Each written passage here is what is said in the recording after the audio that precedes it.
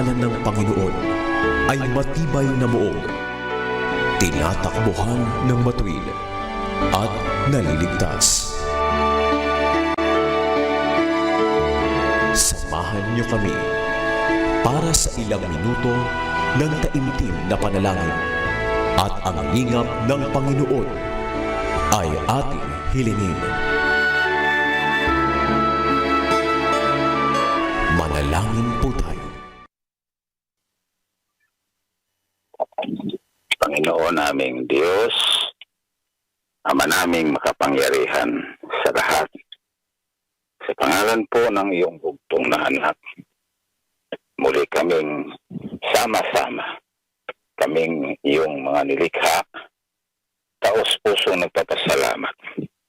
May buhay, may lakas pa rin kami na iyong ipinagkakaloob hanggang sa mga oras na ito. Salamat po sa mga araw na nagdaan sa aming mga buhay, hindi mo kami pinababayaan. Ipinagkaloob mo po sa amin ang lahat ng aming mga pangangailangan. Sana po marapatin mo ang tanging alay ng aming mga puso. Samahan mo po kami sa aming patuloy na mga paggawa at tulungan mo pong magawa namin ang ayon sa kalooban mo. Masunod namin ang iyong mga kautusan. Panginoon, magpala ka po. Pakihipo mo ang aming mga lupang katawan. Patuloy ka po sanang magpagaling ng aming mga karamdaman. At tulungan mo kaming malunasan ang mga suliraning sa araw-araw ay aming hinaharap.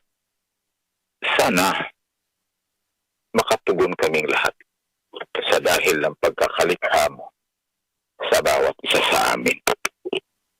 Panatilihin mo po ang kapayapaan sa bawat tahanan at ingatan mo po ang aming mga anak, ang mga musmus at gayon din ang may katandaan na sa gulang. Sa kamay mo po, aming ipinagtatagubilin sa iyo ang aming mga buhay, ang aming mga kapalaran. Pasensya ka na po sa aming mga pagkakamaling nagawa.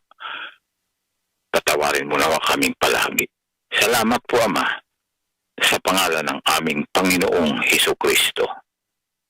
Amen. Inyo pong napakinggan ang UNTV Community Prayer. Inaasahan po namin ang inyong pakikiisa sa lahat ng community prayer schedule. Maaari rin po kayong makipanalangin sa aming top-of-the-hour community prayer via web streaming www.mcgi.org/cp.